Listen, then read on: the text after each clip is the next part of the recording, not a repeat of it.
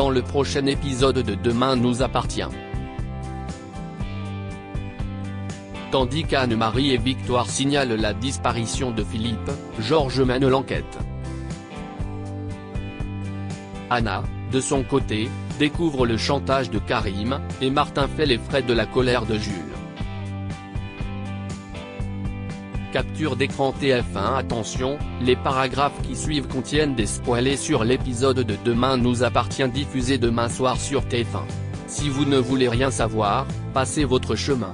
Mercredi 24 juillet dans Demain nous appartient. Anne-Marie et Victoire signalent une disparition inquiétante en nouvelles de Philippe, qui n'est pas rentré de la nuit. Anne-Marie et Victoire Lazari se rendent au commissariat pour signaler sa disparition. Pour Aurore, un adulte majeur qui découche n'a rien de bien inquiétant, mais Anne-Marie promet que ce n'est pas dans les habitudes de son mari.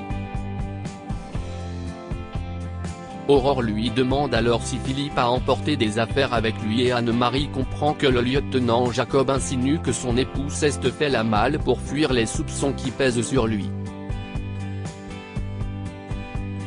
Elle refuse de croire à cette hypothèse et est persuadée qu'il est arrivé quelque chose à Philippe. Victoire est prise d'une nouvelle crise d'acouphènes et s'éclipse, prétextant qu'elle doit y aller. Une fois à l'hôpital, elle évoque à nouveau le cas de sa patiente avec William et ce dernier comprend que c'est elle qui souffre en réalité de ces symptômes.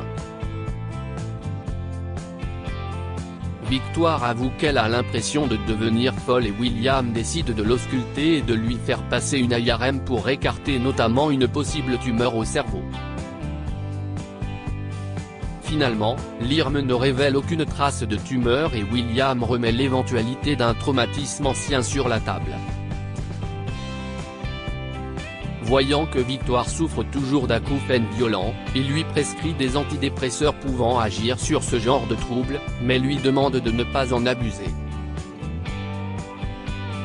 Sandrine, de son côté, apprend la disparition de son père et tente de rassurer Arthur qui pense que son grand-père est peut-être en fin de compte coupable du meurtre de Guillaume. Elle reçoit ensuite la visite de Chloé, qui souhaite lui apporter son soutien et savoir comment elle va. Mais Sandrine, à cran, lui demande de lui épargner son petit numéro de compassion qui sonne faux. Après tout, elle sait ce que les Delcourt pensent de son père depuis quelques jours. Chloé jure qu'elle s'inquiète pour elle et qu'elle ne veut pas que toute cette histoire vienne entacher leur amitié. Mais, selon Sandrine, si est déjà trop tard, le mal est fait. Elle refuse donc d'entendre les justifications de Chloé et la met à la porte. Au commissariat, Georges découvre que Philippe a loué un bateau la veille et fait part de cette information à Aurore et à Victoire. Tout semble indiquer que Philippe a réellement pris la fuite. Mais alors qu'Arthur marche sur la plage, son regard est attiré par un attroupement de personnes. L'adolescent s'approche et fait une terrible découverte, le corps visiblement sans vie de son grand-père est allongé sur le sable. Martin fait les frais de la colère de Jules et suite à une nouvelle provocation de son fils au sujet de sa vie amoureuse, Virginie continue de jurer qu'il ne se passe rien entre Martin et elle. Elle tente ensuite de prendre la défense de Martin en expliquant à Jules que le flic n'a qu'une part de responsabilité dans la mort de Michael et qu'au final ce n'est pas lui qui a tiré. Une vision des choses qui ne plaît pas vraiment à Jules qui ne comprend pas que sa mère puisse avoir à ce point retourné sa veste. Plus tard, alors que l'adolescent s'étonne de voir que Virginie n'est pas au mat, Bilal lui apprend qu'elle est sortie faire un tour.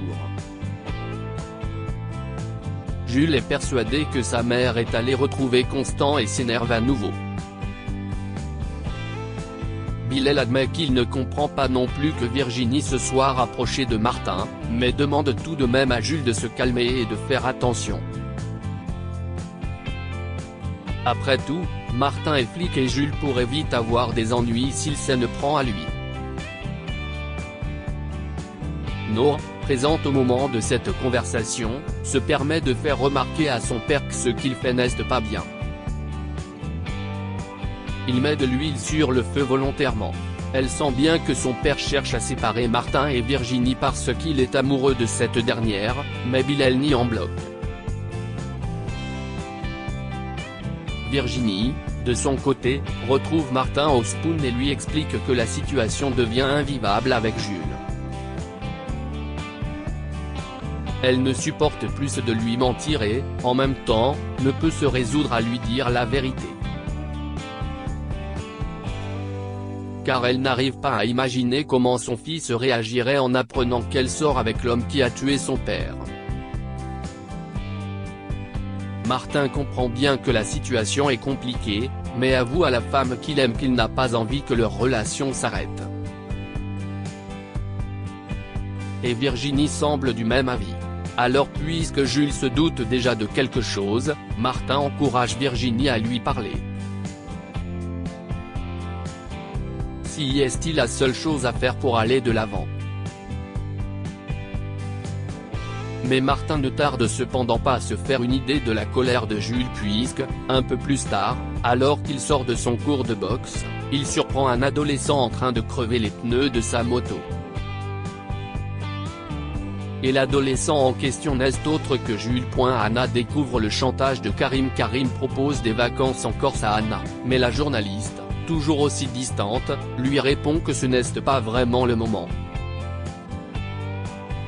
Karim tente ensuite de l'embrasser, mais Anna le repousse et lui demande de ne pas la toucher. Elle part ensuite rejoindre Mathieu au cabanon et essaye de comprendre pourquoi il ne veut plus la voir. Mathieu admet alors qu'il la aimait toujours, contrairement à ce qu'il lui a dit l'autre jour, et jure qu'il fait tout ça pour la protéger.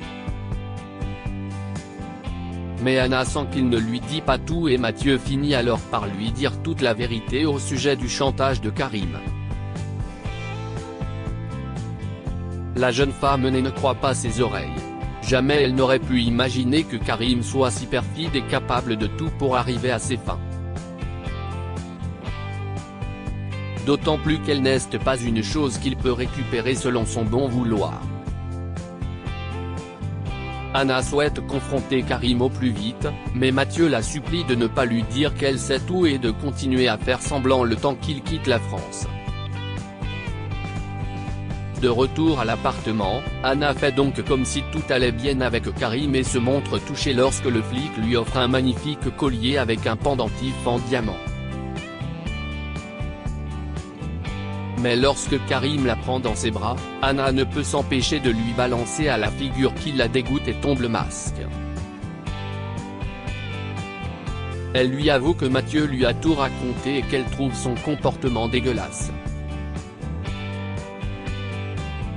Karim est persuadé qu'Anna vit seulement un fantasme à travers sa relation avec Mathieu, mais la jeune femme assure qu'elle est amoureuse du fugitif. Et lance à Karim qu'elle n'a plus de sentiments pour lui.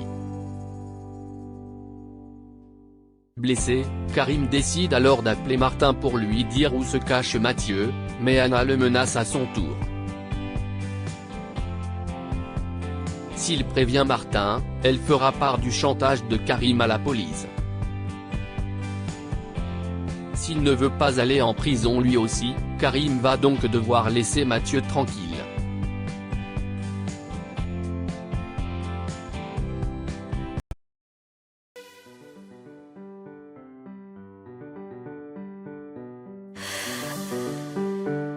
The man I love just